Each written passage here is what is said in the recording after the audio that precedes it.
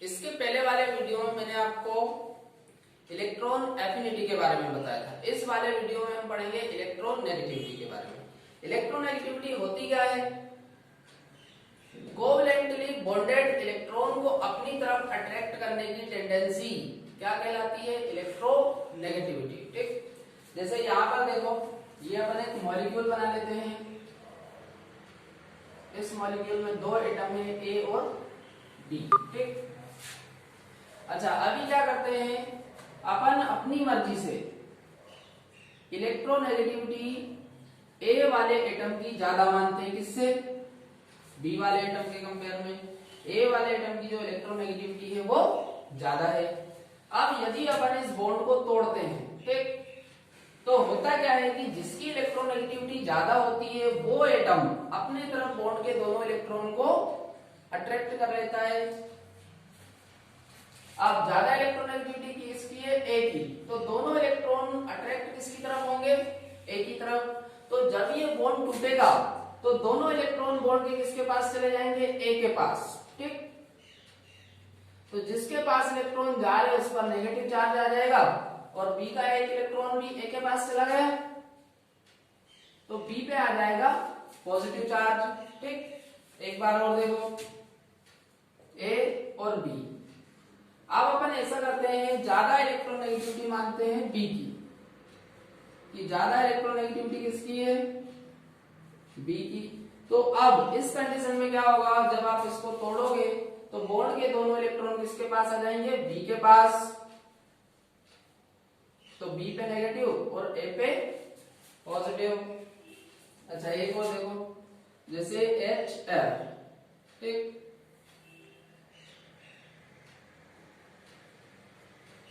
अच्छा यहां पर देखो, यहां पर इलेक्ट्रोनेगेटिविटी की यदि हम बात करें तो फ्लोरीन की इलेक्ट्रोनेगेटिविटी ज्यादा होती है। सबसे ज्यादा फ्लोरीन की होती है जितने भी एलिमेंट होते हैं उनमें। तो यदि हम इस बॉन्ड को तोड़ेंगे तो बॉन्ड के दोनों इलेक्ट्रॉन किसके पास आ जाएंगे? फ्लोरीन की तरफ। फ्लोरीन की तरफ आएंगे तो जब बॉन्ड टूटेगा तो दोनों इलेक्ट्रॉन किसके पास आ जाएंगे? फ्लोरीन के पास। तो फ्लोरीन पे नेगेटिव और हाइड्रोजन पे पॉजिटिव चार्ज। ठीक, तो कहने का मतलब ये है कि कोवैलेंटली बॉन्डेड इलेक्ट्रॉन को अपनी तरफ अट्रैक्ट करने की जो टेंडेंसी होती है उसे ही हम क्या बोलते हैं? इलेक्ट्रोनेगेटिविटी। और हिंदी में बोलते हैं इसे विद्युत ऋणता। हिंदी में क्या बोलते हैं इसे? विद्युत ऋणता। अच्छा यदि हम इलेक्ट्रोनेगेटिविटी और एटॉमिक साइज में यदि रिलेशन देखें तो यहां पर रिलेशन होता है इनवर्सली एटॉमिक साइज। अब यहां पर देखो इनवर्सली वाला रिलेशन है, यदि एटॉमिक साइज ज्यादा होगा तो उसकी इलेक्ट्रोनेगेटिविटी कम होगी और एटॉमिक साइज यदि कम होगा तो इलेक्ट्रोनेगेटिविटी ज्यादा होगी। अच्छा इधर आ जाओ, पहले हम ग्रुप में देखते हैं।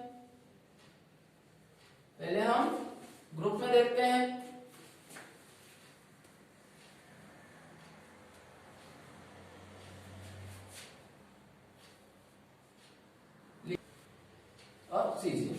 अब यहां पर देखो, हम फर्स्ट वाले ग्रुप में नीचे जा रहे हैं तो यहां पर एटॉमिक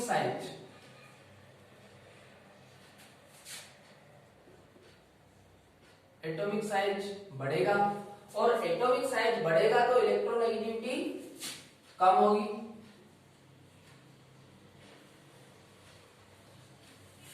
तो इलेक्ट्रोनेगेटिविटी का ये ऑर्डर बन जाएगा। पर ध्यान रखना, पोटेशियम और रुबिडियम इन दोनों की इलेक्ट्रोनेगेटिविटी सेम होती है। ठीक है, एक और देखो, क्लोरीन, ब्रोमीन और आयोडीन। यहां पर भी देखो हम क्लोरीन फैमिली में नीचे जा रहे हैं। अब नीचे जा रहे हैं तो एटॉमिक साइज बढ़ेगा और एटॉमिक साइज बढ़ेगा तो इलेक्ट्रोनेगेटिविटी कम होगी। तो सबसे ज्यादा इलेक्ट्रोनेगेटिविटी फ्लोरीन और सबसे कम आयोडीन। ये ऑर्डर बन जाएगा। अब इसके बाद हम पीरियड में देख लेते हैं।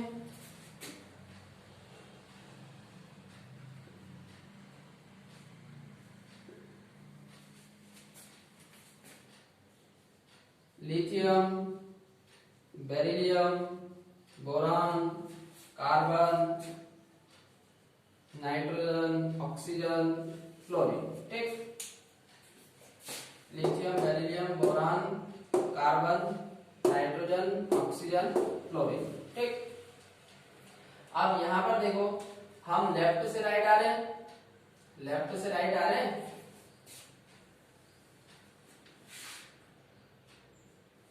लेफ्ट से राइट आ रहे हैं और लेफ्ट से राइट आएंगे तो एटॉमिक साइज कम होगा, एटॉमिक साइज कम होगा तो इलेक्ट्रोनेगेटिविटी बढ़ेगी।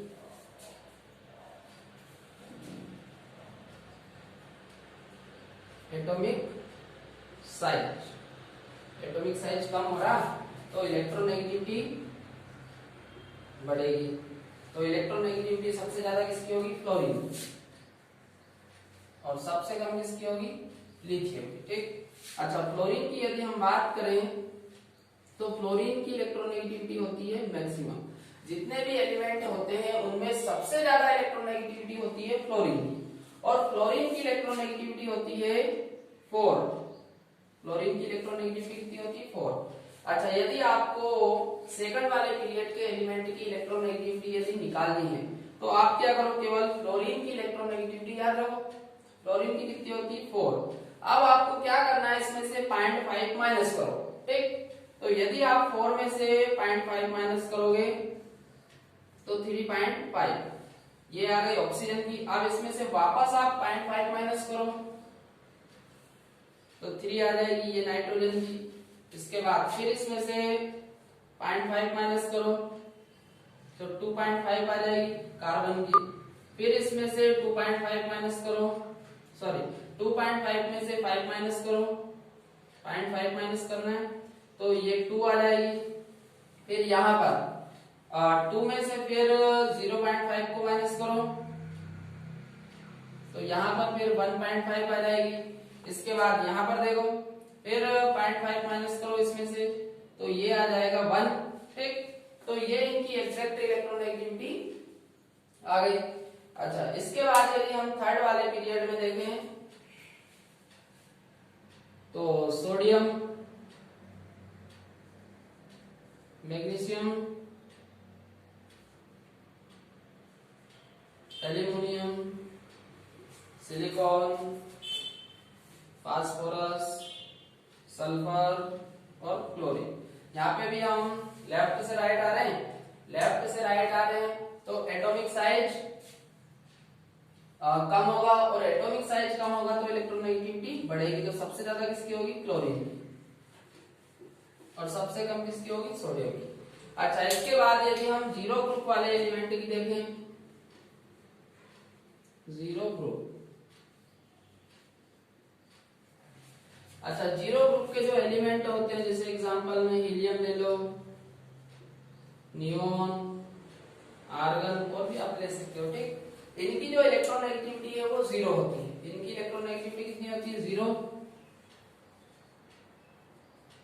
इलेक्ट्रोनेगेटिविटी इक्वल टू 0, क्योंकि ये मॉलिक्यूल नहीं बनाते हैं, इसीलिए इनकी इलेक्ट्रोनेगेटिविटी कितनी मानी जाती है?